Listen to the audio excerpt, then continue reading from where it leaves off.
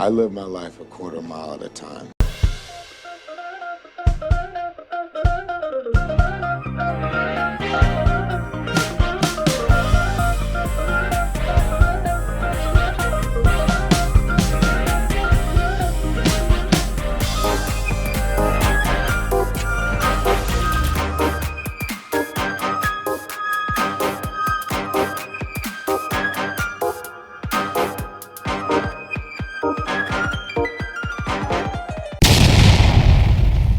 Welcome back. Hi, guys. Thank you for coming back. We're back. I'm so excited. We did it. We made it. Made it to another episode. Another episode. Welcome back to the Quarter Mile Podcast. I am one of your hosts, CJ Walton, and I am joined with the handsome, the ruggedly smooth. Drew Davis, your other host. Face. Man, I love that. Was that not the best? That was the best intro we've ever had. Exactly. That's He's beating me in the games right now. So. He's crushing. I know. Crushing up. We also back with my boy, my homie, my love, Seth. Oh, hey. What are you doing? What's going on? I just got back from LA. What? Yeah, I was out there. Yeah, I saw 30 Seconds to Mars, so I just made like a whole weekend out of it. So cool. Got to see Reservoir Dogs on 35 millimeter at Tarantino's movie theater. So okay. It was pretty great. Went to the Comedy Store, saw Whitney Cummings, had a little bit of a meltdown. Did you get to see? Oh, wait, what happened? Oh, yeah. Someone had been heckling, and she just got up there. The person said something. She just goes, "Oh my God, I can't do this." And had a bit of a meltdown. Oh, you saw her have a meltdown. I thought you said you had a meltdown. Oh, no. She had the meltdown. Oh, no, Whitney. On stage are you at okay, the Comedy Store. But Mark Maron crushed. He did really good. Nice. Ali Wong dropped in. She did a great job. Oh, that's so cool. Super fun. Of course. Yeah.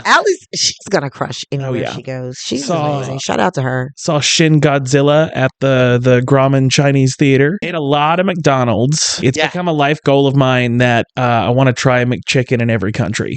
There we go. Country? I imagine it'll taste the same. Vastly different, actually, between Europe and America so far. It's kind of crazy. But I chose McChicken because they don't have beef in India.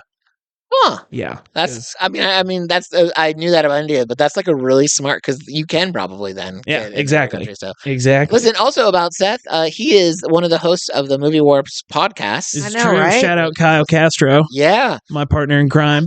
You guys have a wonderful podcast. CJ, I might have been fired from it. I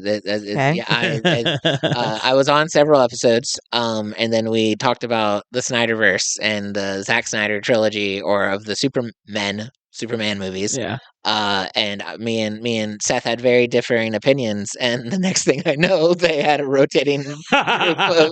Aww. No, it was rotating before that. So it was fine. I think anyway, great podcast. You guys, if you're listening to this podcast, you like watching, reviewing, and talking about movies, and they have a wonderful podcast. It's one of my favorites. Thank you. I mean that, and I mean that as a person, but also if you go to the Buzzsprout website for the Quarter Mile Podcast, it shows our favorite podcast, and it's literally on that list. So if you're like, how can I get to the Movie Wars podcast in a more difficult way than just typing it on Google, go to our website, go to favorite podcasts. It's there. I was never invited on their podcast. So. We'll fix that soon. Don't worry. I mean, that's what was going on. But today we are covering, seeing as how I guess I've been lost in the invitation of their podcast. We're covering the Lost City of Z. See how I did that? There we go. Yeah. See how I did that? Professional transitioner right did there. You see that? That was a beautiful transition. Was that not beautiful?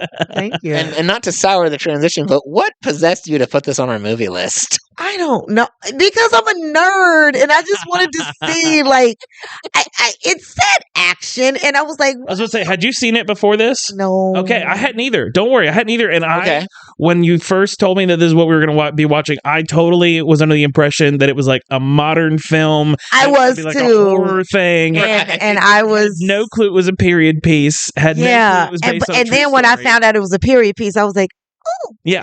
The nerd in me went. Right. Did you? Well, I was gonna say, did you like? Did you like it? Did you like that it was a period It might have been a little bit too slow, but I did love the fact that it was a period piece. That was really my only complaint, was it was a little slow. But I actually really enjoyed the movie. I thought it was slow, and what I enjoyed was like I almost enjoyed learning about the real thing more than I enjoyed the movie. That part, because the movie made me like as I was being bored, I was like Googling things about it to like learn about the reality. Jinx. So I was kind of like off and on. So no, I totally agree with you. I should have maybe watched this at the pool instead of watching it while I was like actually like sitting down. I should have been. You would watch this movie at a pool? I was trying to, and it didn't work. I feel like this is like a sit in your dining room with a fire as you're drinking That's what wine. I'm saying. Like in the pool where everyone's partying and having like last week when we were talking about The Rundown. Right. That's a pool movie. Yeah. You know. Yeah, no, this made me, I was like, let me get out and like for real look at this. 'Cause I feel like I watched this in a fancy robe. As I call someone on a rotary phone. I mean, it definitely makes you my good sir, you'll never guess what movie I'm watching right now. It just made me want to just dive deeper and deeper into like what other cities have been lost and that we haven't found out about, and like where can we go to find that's really the main reason. So I love that in the middle of the movie they mention that someone else discovered Machu Picchu. That part. Yeah. Like they're talking about how like all the discoveries and the exploration are going on at the same time. Like at the so and the way it was set. So I did. Now the cinematography of it was really nice. Oh, very well put together. Yeah, that was. I thought the filming of it was really well, and I guess I was reading that like all the stuff in the forest and stuff was like that was legitimately they were in places like they were. And we're gonna get into that. Yes, you're right about that. Like that was something that was one of my fun facts. They actually did meet up with a native tribe. Oh, that's cool. So, and that's something like, I love y'all white folks, but y'all got to be careful. Yep. Y'all got to stop exploring sometimes. Like some things don't, like, have you seen that new fish that they just discovered? No. Don't look at it. Okay. Oh, is it that clear one? Yeah. No, not the one that we all know. Oh, okay. But the one that looks like a human that's clear. Oh, that's creepy. Oh no. Yeah, like they just put it on TV the other day, and it's called something weird. And I like that CJ's like, listen, white people stop discovering. Just stop. Like at this point, y'all done discovered and colonized enough. Like what was interesting? It was interesting in this movie to think about how like they were talking about like exploring and going places like that's not a thing we do anymore. Like sort of. I mean, like we have satellites. Yeah. Like you don't like. I can't think of a reality where we're sitting there and be like, what do you think exists? Well, granted, right now I mean, they're still going down in the sea. I mean, they're doing that, but they're also starting to do LiDAR across the Amazon because they're, especially the last couple of years, have been finding so many more pieces of evidence of these old civilizations that were there. You got to remember the Amazon is still Africa and us, so it's gonna be there. It's just grown over. And please stop killing the Amazon. But I digress. Let's get into some fun facts about this movie. Speaking of killing the Amazon, let's talk about some good fun trivia. Let's get into it. Like let's get into the cast of it. How many trees did they kill to make this movie? I did love. I thought the actors did really well. I mean, they had a great cast. It was Charlie Hunnam.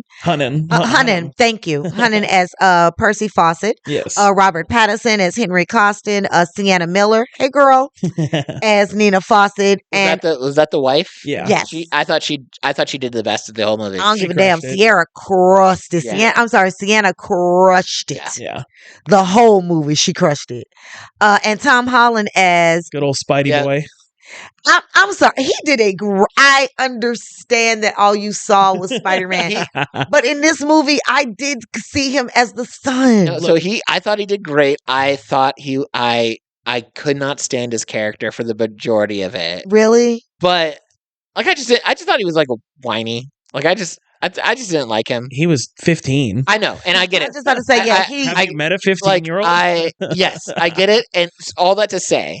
He was still whiny. I was like, he did a good job playing that character. Yeah. And I even though I'm kind of cringing as his character is speaking and stuff like that. Although I don't think he deserved a slap across the face from Dad. No, he needed that. That was that old school parenting. That was that good, hard, good, tough love. But now he won me over though. When you saw him as an adult and they were talking about the going out again. Yeah, I'll say this. I love Tom Holland in anything other than Spider-Man. I hate him as Spider-Man. I think he's the worst Spider-Man we've had since the 70s. But anything I've seen him outside of that, he is incredible. I agree. So good. Shout out to Zendaya's boyfriend. Love you. I do wonder, when Tom they get Holland. married, when they get married, is she going to go by Zendaya Holland or is he just going to go by Tom? I hope it's. I hope they just stay as they are. Yeah. Like just Tom Holland and Zendaya. Yeah. Like, oh my God, their kids are going to be so like cute. Okay, Yeah. anywho, the film. So this film was primarily shot in Colombia. Okay. Using locations near Santa Marta on the Caribbean coast to represent the Amazon rainforest. So they did not have to go in Amazon, thank God. So specific jungle scenes were filmed around the Sierra Nevada de Santa Marta, and Don Diego Riviera in Tayona National Park. Okay. So that was fun. That's something fun that I liked. That they did not have to really mess with the natural landscape because they were doing a lot. Yeah. They were doing a lot. The scene, and for especially the scenes for World War I, the trenches and the British settings, the production used the Northern Ireland as a base, specifically Belfast and the country Antrim. Key spots included Antrim Hills, Greyberry Village, Stratford Lough, and Bangor Castle Leisure Centre. These locations were transformed meticulously to reflect the 1920s setting. Oh, okay. Very nice. I mean, it looked good. Like I think they did a really good job. They yeah. Like they did. Let me go back. Y'all keep talking. I mean, yeah. At no point did I ever not believe they were where they said they were. Yeah. Right. So they budgeted $30 million estimate. What do you think they made? Oh, I bet they barely doubled. You're right. Yeah, I highly doubt they made more than 100 million. You're right. What do you think? Well, you gave it away by telling him that it was right, so I'm going to go 62,000 million. A million. Sorry, 60. Okay. Wow. And what was your number? What is your number? If I had to guess, probably somewhere between 60 and 80. Yeah. Okay. 19 million. That's what they made. That's it. The budgeted was 30 million. Opening weekend made 110,000. But by the way, it opened in 2017. 8 million between US and Canada, and gross worldwide was only 19,263,938. That's crazy. But that kind of makes sense to me for a couple of reasons. One, I don't remember hearing that this movie existed. Like, I don't remember. I remember when it came out, but I was under the impression it was a very different movie. I was under the impression it was going to be like a popcorn action.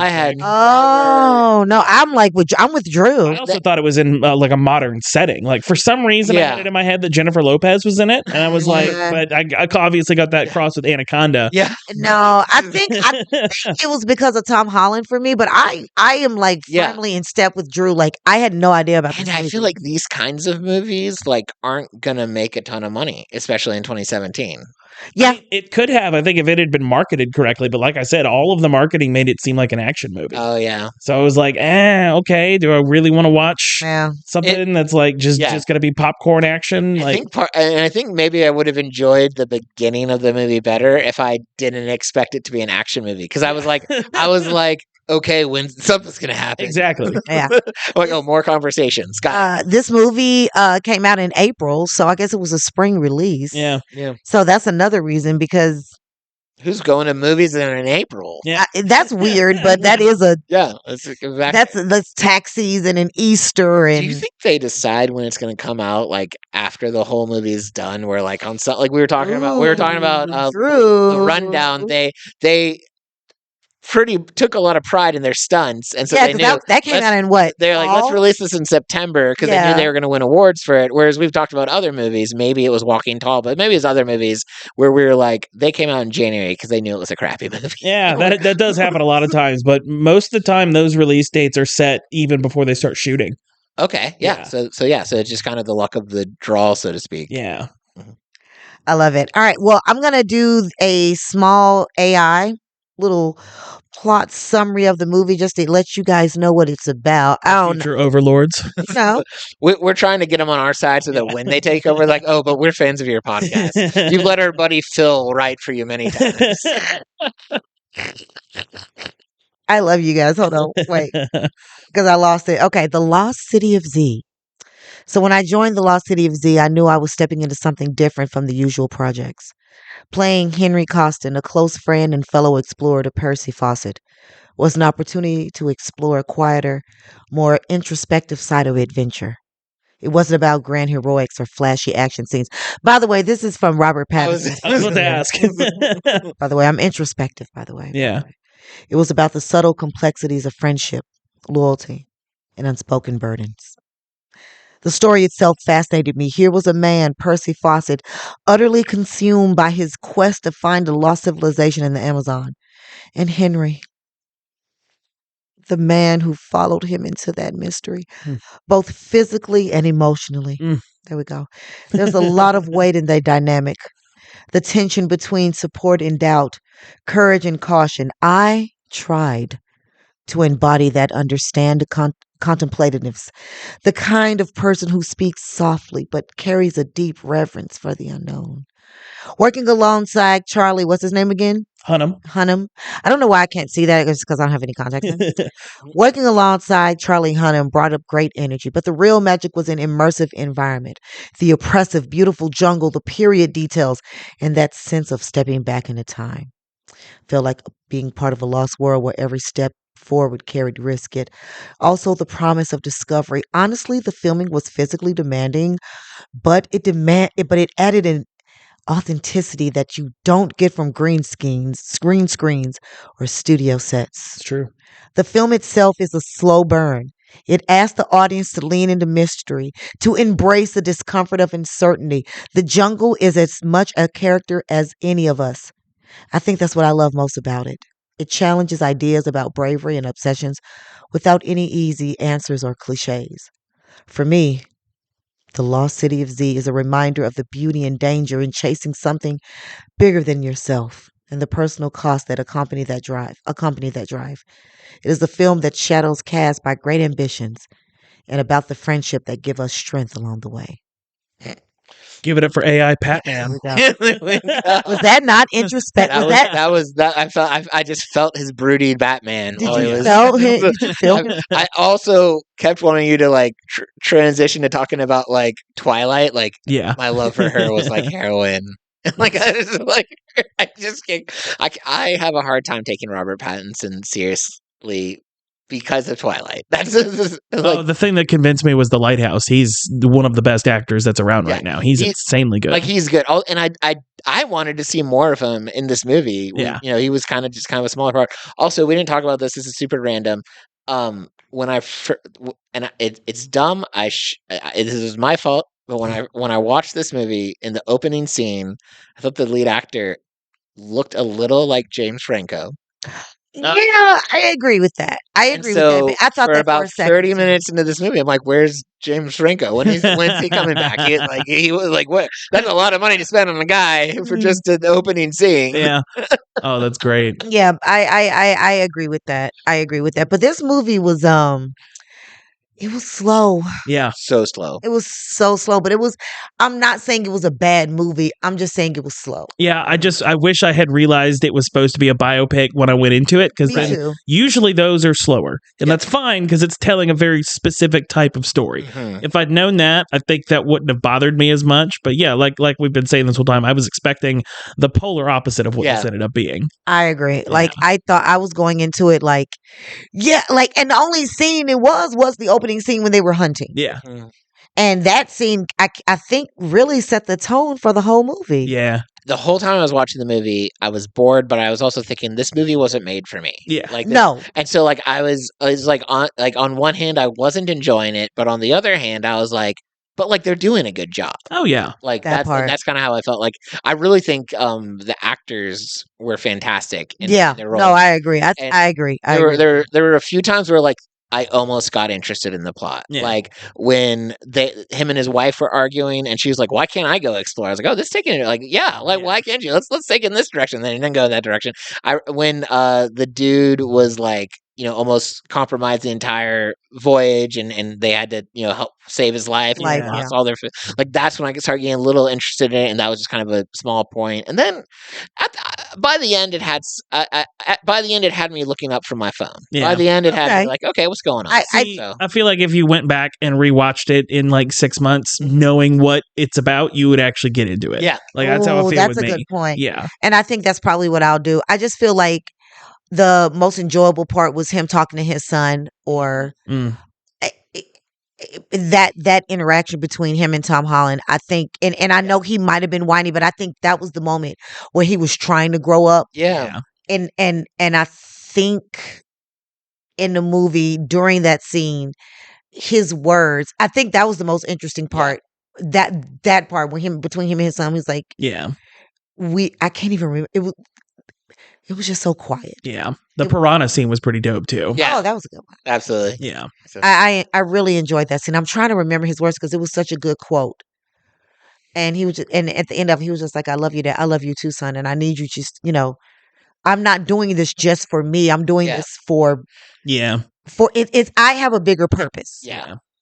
And that was throughout the whole thing. His thing was, I have a bigger purpose than what I'm doing. Mm-hmm. And that could be the thing I did like about the movie. That you didn't like? No, I did. I did yeah. like that he was like, I'm discovering this. And again, I know that was a joke earlier, but I liked it because he was like, I'm discovering this for the sake of, to tell people this is something authentic that you need to learn and research. Mm-hmm. So I think that's why, but you know me, I'm a nerd, so that's why I was just like, well, there's the other side of it where it completely changes the entire idea of what we think history is. Because if we look at there being these massive civilizations in South America where previously everyone thought it's always been third world, everyone's always been underdeveloped, like, to look at it and realize, like, oh, wow, no, there could have been and probably were these massive cities. And that's what he said. He was like, and that's pretty much what he said. No, you can't call them savages. Yeah. Their language is different from ours. Their tools, we use the same tools. You got the hammer from from us. So these artifacts that you find, you might have refined it, but the idea and the process and the handling and the means and the iron you got from us. Exactly. And I thought that was a pivotal moment in the fact that, like, he knew he wanted to. It wasn't just about I want to discover things for the glory of being like the person that discovered it. It was I want to find these people first because I want to learn what they know. I want to discover what they know. I want to interact with their culture, grow from it, or at least just even learn from it. And he knew he had a true learn. If other people got there first, they would colonize, they would destroy, they would like. I think that's why I liked him. Yeah, and what's interesting is this. So last week when we were talking about the rundown, one of the reasons we said we liked the movie was like, look, it was just a fun, good movie. You just go in there to watch an action comedy. Yeah. And that's what you got. No more deep thinking. They're not trying to make a cinematic masterpiece. They're not trying to give a greater message. This movie is different though because there is a little bit more content to the message they're trying to send. Yeah. And it could, and maybe me and my teacher self, maybe this could be the reason I chose this movie. I don't know. I can't remember why I chose this movie, but I do know, because I know this was my pick, but I do know as I was sitting there, I was thinking about my family and like, wow, like there were people who really just wanted to come and learn culture just for the sake of, oh, that's cool. Oh, yeah. Instead of, oh, well, guess what? Your language isn't my language and your language is bad. So let me teach you my language because my language supersedes yours. Yeah. Yeah. And I did love the fact that he did not enjoy that. And he enjoyed and that he was willing to risk his life for that. Yeah. Like if I die, then hey, this was my purpose for this. Yeah, definitely. So I do admire him, and it's based on facts. Yeah, that's the great thing about this movie. Everything is based on facts. Is it more? Can we say it's more factually accurate than Walking Tall was? Yeah. when we reviewed that movie, one of the biggest bummers was like, "Wow, this." And they said it being inspired, not based on. So we're like, this is about it. That was about as true of a story as we are canon in the Fast and Furious universe in this podcast. Fair. I always love when a movie says inspired by something instead of based on. So it's about to be. It's like very loosely. Yeah. Like technically, The Lion King is inspired by Hamlet. That's true. Yeah. I mean, Huh. that's true. That's loose. I mean, uncle kills father, child comes in and exacts revenge. Like and meets two crazy guys in the middle of nowhere. Like it kind of tracks. Right, Star Wars is based off, inspired by Hamlet too. Yeah, because there's family squabbles.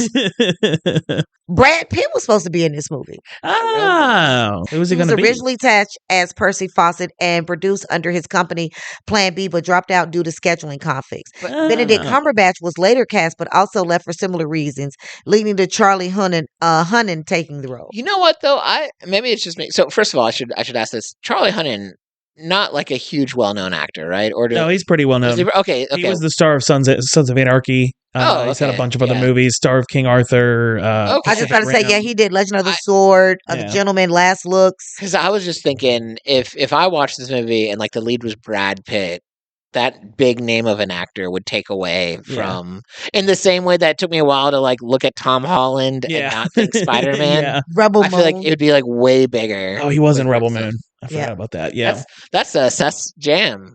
I like the director's cuts. The Netflix cuts were terrible, but the director's cuts were absolutely fantastic. Did they eventually put the director's cut on Netflix? Yeah. Okay. No, it was planned. Like they put the original ones out, the PG-13 one, and then had it planned that they put the R-rated ones out. That was one of those. I liked the idea when I saw the trailer, and then maybe I saw the regular cuts, and I was like, pass. Yeah, watch the director's cuts. They honestly fixed every problem I had with the shorter ones. Well, I have to agree with him about that. Charlie was the third actor to tap in. And after that, it was just like boom, boom, boom, boom, boom for him. Yeah. So congratulations to him. And he honestly, I have to agree with you. Maybe Benedict, maybe been a little bit better, but no, Charlie. Yeah. I don't think Benedict Cumberbatch would have given me the kind of like fearless explorer that Charlie Hunnam brought to the role. I'm going to agree with you. That's why I said, I have to agree with that. Brad Pitt, I don't think could have played British either. No. I could maybe see Benedict in it. That's what I said. Maybe Benedict because he's but this Brad, way. Brad Pitt. But definitely there's so many other roles that I've seen Brad Pitt in that it would take me about like 3/4 of the movie before I'm like, okay. Ultimately, for what they made, I think everything fell together correctly. It's unfortunate it didn't make more money because if you look at it, the reviews are actually really good. It's got an 82% on Rotten Tomatoes, which is fantastic for a movie that technically flopped. Yeah. But it's like, I think it was very like kind of like The Northman. The Northman was marketed very poorly. I thought it was going to be like John Wick with axes. This is exactly right. Same thing here. I think this poorly. It should have been marketed as a heartfelt biopic and a father-son kind of story. Yeah. But instead, and this was Tom Holland's. Like this was right before his Spider-Man. Was it? Yeah. Oh no, this was after. Was this after Spider-Man? Yeah, his first appearance as Spider-Man was in 2014. Okay, yeah, this is 2017. Yeah. Oh, okay, because I thought this was before Spider-Man. Maybe it was 2015, but no, it was right after. It might have been before his first Spider-Man movie, but he was in Civil War as Spider-Man. True. Yeah. Should we rate it? Yeah, let's rate it. All right. Let's rate it. I want to rate it. I'm gonna go with just fast. Okay. Right, remind me what the scale is. Oh, so sorry. So it's not like you haven't been here before. Sorry, Seth. Well, figure it out. Figure it out. No. So it's too fast. You loved it. Yeah. It made everything better. Fast. You liked it. What is it? Furious. Furious is you didn't like it. You didn't like it. And Too Furious is you hate it. Your life is worse. You're going to jump off the bridge because of it. No, I think fast is accurate. I think if I rewatch it, it might get to a too fast eventually, but just because of my expectations coming in and what I got out of it was a little different. Like definitely was well made. Like as we've said, the cinematography is beautiful. The music actually every now and then the music. That's something I didn't do was look up the soundtrack. Happy. I usually always look up the soundtrack. Yeah. Drew, where are you going with? I'm going to give it a Furious, and I feel like that's kind of me being generous. I'll be honest, because here's the thing, because I was thinking about, obviously I was thinking about this before we do this. If we were just rating it on personal enjoyment level, I would have to give it a 2 Furious. Yeah. I really didn't. I was annoyed that I was in my head. I was like, I have other things I could be doing, but I'm watching this movie. Got it. But as I'm watching it, I was thinking, well, this movie wasn't made for people like me. Like this isn't my kind of. I'm not their target demographic. But I was noticing. What do you mean when you say that? Because I feel like movies are made for everyone. Well, I think everyone can. each of us have different kinds of movies that we're into. Mm-hmm. So like, I won't shy away from it. I like dumb, fun, action-packed movies that I don't have to think through. That I can just watch explosions, and I'm like, hey, that was fun. Okay. And that's something I can eat a snack while I'm watching. And so you don't like good movies? Yeah. No. Or I have a more elevated understanding of good movies. No, whatever. but I feel like I can watch, like when I watched this movie, I thought, wow, these actors are doing really good. I thought, man, the cinnamon, the cinematography is going great. I mean, it's like, so tasty.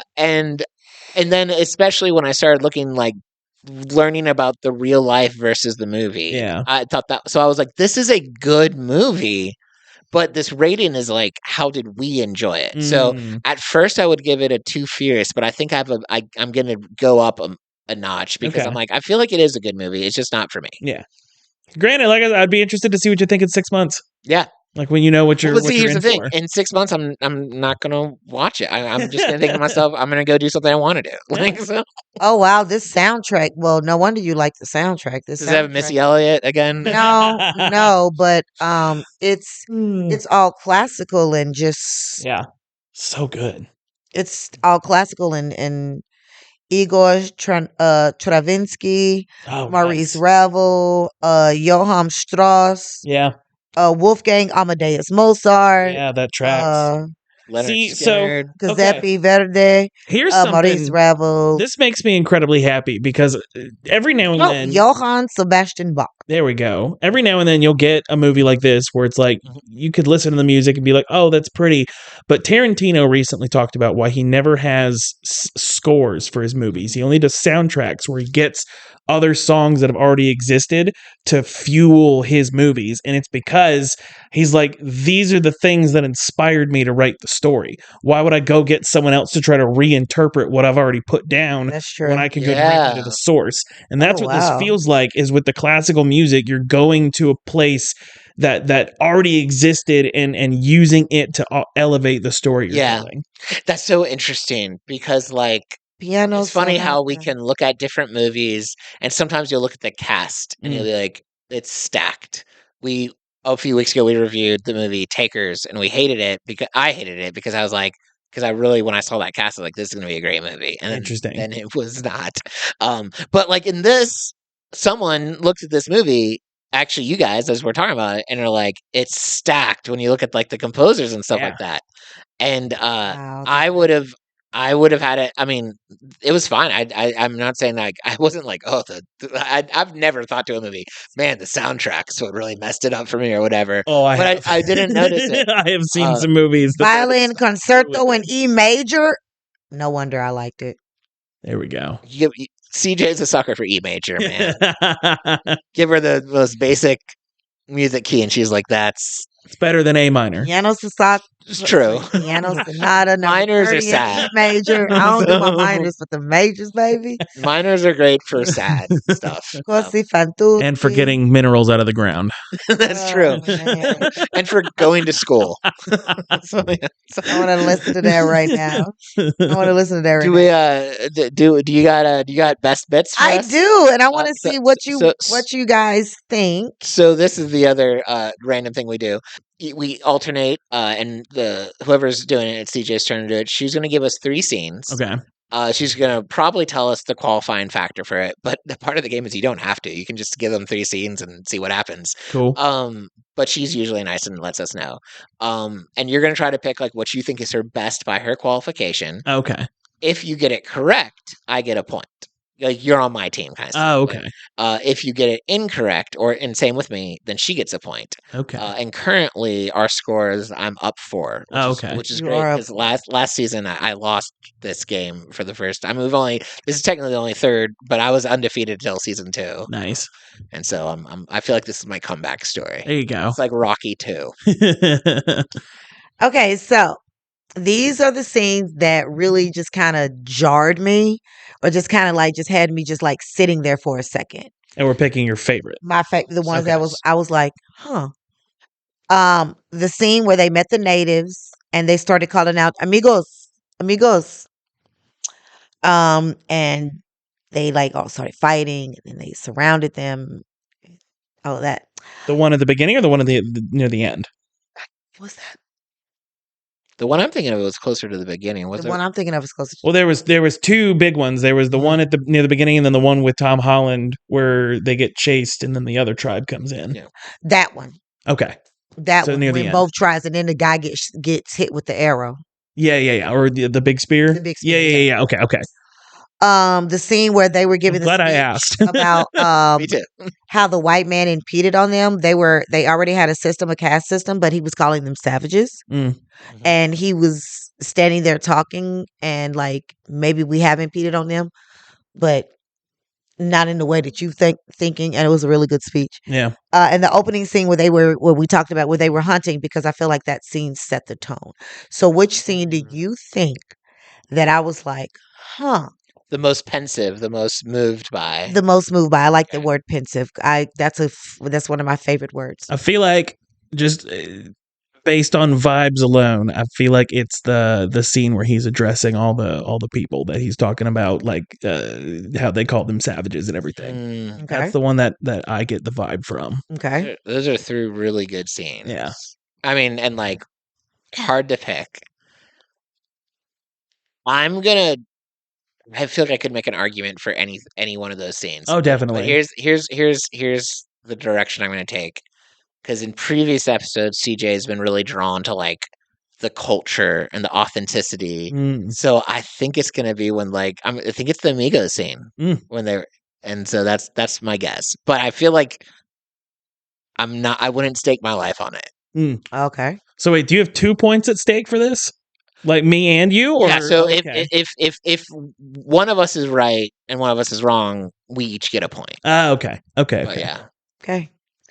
It was his scene. Haha. Okay, there we go. Because that Amigo scene really, You're welcome. really did something to me. Like Wait. the scene where they came and the natives met each other, what And you were talking about. So that was the scene I his. guessed. That was your guess. Yes, that Yeah. did. But the scene that Okay. really just made me do this. Wait, what did he say? Let me rewind back. Yeah. Was him speaking to them, and it was the last speech that he was giving to them. And he was like, what makes you think that they're like us? He was like, because they are. Yeah. Just because they don't. Huh. Yeah. It was a beautiful No, it was a great scene. Yeah. It was up there with the yes, we're equal in mind but not in body scene. but not in body. Mhm. Yeah.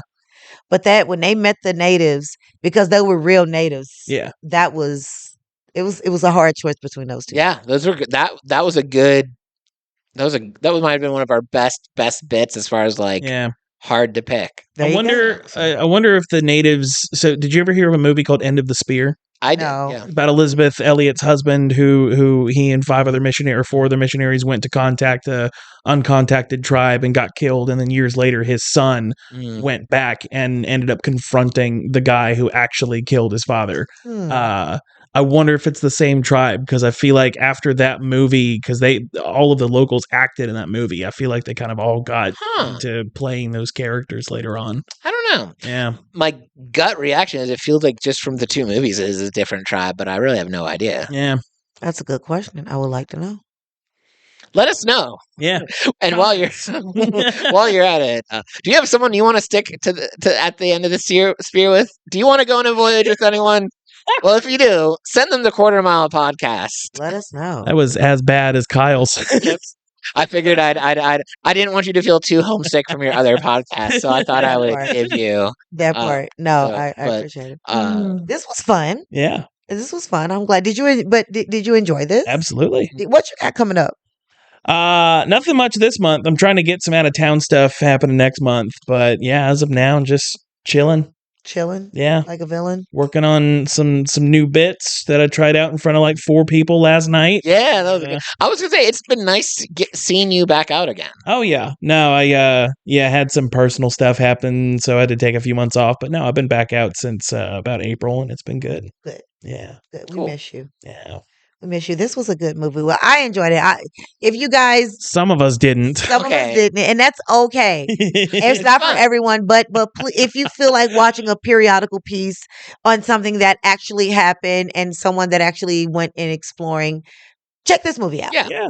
Check this movie out. Shout out to our sponsor. Shout out to D&D Fitness. Yeah. I got a show with them September 20th in Olive Branch, Mississippi at you're gonna eat some good food. brewery. I don't know. Yeah, but we'll go to my page and you'll find where it's at. Yes, you know, go to Instagram, go to Facebook, go to TikTok, go to YouTube. You can check us out all over there. Like we're everywhere. Like we're everywhere. Got a big following on Truth.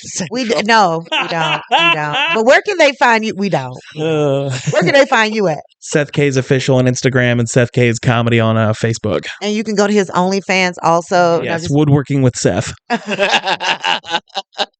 There's a bit behind that. We'll talk about that later. Do you have anything coming up? I don't have any OnlyFans. Some other fans, but not some OnlyFans. Yeah, so I would say if anyone wants to check out something that I'm doing comedy related, by now my new specials come out. It came out on August 30th. There you go. And you can find it on all the things. It's called Actually Funny. And any support and sharing and liking and just checking it out would be great. Obviously, everything Quarter Mile podcast related. Well, that's it. That's all we have for you. And check out the Movie Wars podcast. Absolutely. Oh my God, please check out the Movie Wars on all platforms. Podcast. It's on all platforms, like he said. And you know that's what he wants you to do. By the time this one comes out, I think the Jay Flake episodes will be that'll be good. So, all of their episodes are good. All their movies, they pick good movies. If you want to see the ones with both me and Seth, check out The Crow. The whole Crow series. Series. Wow, I love The Crow. We also did a couple of like one-offs. I think we did American Psycho. Yeah. And then we did Upgrade. Yep. And we did the Superman, the Zack Snyder trilogy. Yeah. And Seth and I are still friends, but when you listen to that one, you will think we hate each other. That's what he thinks. Well, I did get fired right after that one. So, and then Seth wasn't in the comedy scene for months. So there's a lot of evidence that it was a misunderstanding. Yeah, it really was. Yeah, it was the misunderstanding was Seth thought the Snyder Cut was good movies. No, that's the understanding. I'm so over them. You guys. There's a reason we're on the other side of the couch from each other. You guys are great. No, thank you guys so much, and make sure you live your life a quarter mile at a time. We'll see you next time, and make sure you just follow us forever. Follow us home. I hope to see you tonight when I'm at my house. All right. Wait.